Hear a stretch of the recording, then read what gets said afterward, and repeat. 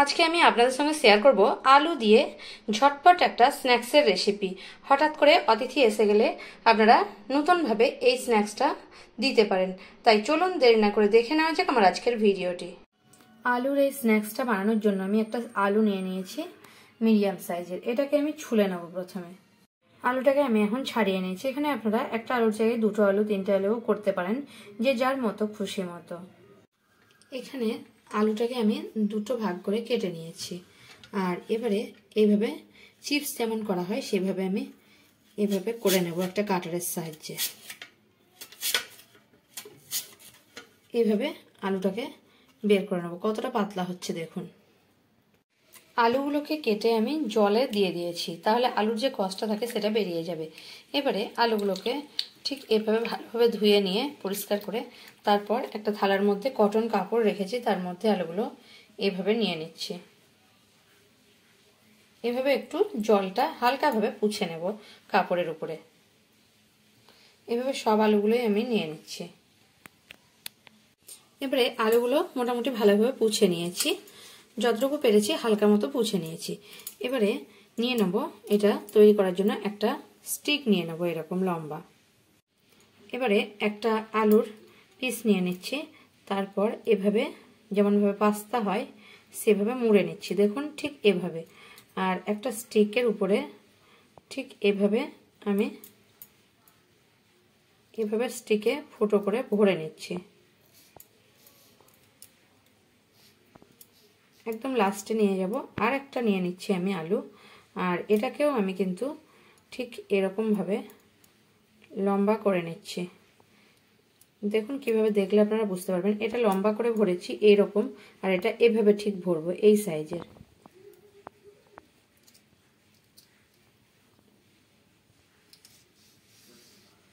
ঠিক এরকম দেখুন, প্লাস যেমন চিহ্ন হয় প্লাসের চিহ্নের মতো আমি দেখাচ্ছি। এভাবে ভরে নেব পুরোটা। এখানে কয়েকটা এত দূর অবধি আমি ভরে নিচ্ছি। দেখুন এখানে আমি একটা স্টিক বানিয়ে নিয়েছি। দূর থেকে দেখাচ্ছি দেখুন, এইভাবে ঠিক ডিজাইনটা করে নিয়েছি। এভাবে ঠিক এরকম ভাবে করে নিয়েছি। এভাবে আর একটা স্টিকও আমি বানিয়ে নিচ্ছি। এখন আমি দুটো স্টিক বানিয়ে নিয়েছি। দেখুন কতটা সুন্দর লাগছে, ফুলের মতো লাগছে একদম। এবারে আমি এটাকে সাইড করে রেখে দেবো। আর এখানে একটা বাটি নিয়ে নেব। এবারে এই বাটিতে ময়দা নিয়ে নিচ্ছি আমি অল্প পরিমাণে। দুটো স্টিক বানানোর জন্য আমি ঠিক এখানে 2 থেকে 3 চামচ ময়দা নিয়ে নিলাম। আর এখানে নিয়ে নিচ্ছি কর্নফ্লোর। এখানে আপনাদের কাছে যদি কর্নফ্লোর অ্যাভেলেবেল না থাকে তাহলে কিন্তু আপনারা চালের গুঁড়োটা ব্যবহার করতে পারেন। এখানে আমি 2 চামচ কর্নফ্লোর নিয়ে নিচ্ছি। এখানে ময়দা নিয়েছি 2 থেকে 3 চামচ, 2.5 চামচ বা 3 চামচ, যা কিছু আপনাদের পছন্দের মতো। 2.5 চামচ 3 চামচ ময়দা নিতে পারেন। আর কর্নফ্লোরটা নিয়ে নিচ্ছি 2 চামচ। আর আমি এখানে নিয়ে নিচ্ছি অল্প একটু সামান্য পরিমাণে লঙ্কা গুঁড়ো। আর দিয়ে দিচ্ছি খুব সামান্য পরিমাণে, দেখুন লবণের পরিমাপটা ঠিক এতটুকুই লবণ দিচ্ছি। খুব বেশি লবণ দিলে একদম বেশি নোনতা হয়ে যাবে, ভালো লাগবে না। আর সামান্য একটু হলুদ দিচ্ছি একটু কালারের জন্য, এটা আপনারা অ্যাভয়েড করতেও পারেন। আর দিয়ে দেবো অল্প একটু গোলমরিচের গুঁড়ো, খুব সামান্য পরিমাণে গোলমরিচের গুঁড়ো। এতটা দেবো না, খুব সামান্য পরিমাণে দিলাম। আর দিয়ে দেবো খুব সামান্য পরিমাণে চিনি, কয়েক দানা। এবারে সব কিছু আমি ভালোভাবে মিশিয়ে নিচ্ছি।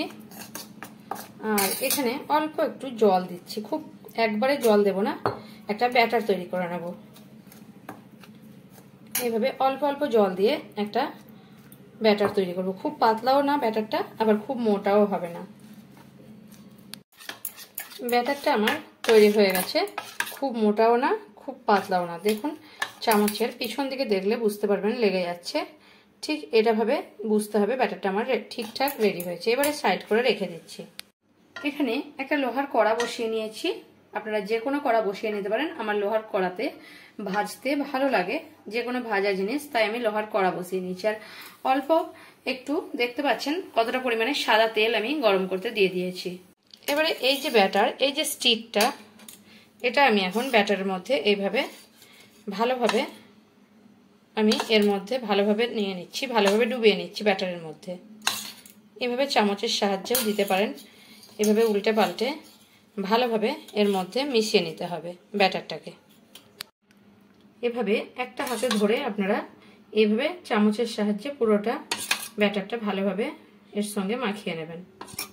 এবারে তেলের মধ্যে এইভাবে দিয়ে দিলাম। এটা কিন্তু আপনাদের মানে প্লাস্টিক স্টিক দিলে হবে না, যে স্টিকে আমি গেঁথেছি এটা প্লাস্টিক স্টিক দিলে কিন্তু হবে না, গলে যাবে। আর এইভাবে উপর আমি মিডিয়াম টু হাই ফ্লেমে দিয়ে এইভাবে তেলটাকে উপর দিয়ে দিচ্ছি আর ভেজে নিচ্ছি। এবারে এটাকে আমি উল্টে পাল্টে এভাবে ভেজে নিচ্ছি মিডিয়াম টু হাই ফ্লেমে রেখে। গোল্ডেন করে আমি ভেজে নিয়েছি এটাকে। এবারে এটাকে আমি তুলে নেব স্টিকটাকে। এবারে স্টিকটা নিয়ে আমি এখানে একটা প্লেটের মধ্যে রেখে দিচ্ছি, আর একটা স্টিক এইভাবে ভেজে নিচ্ছি।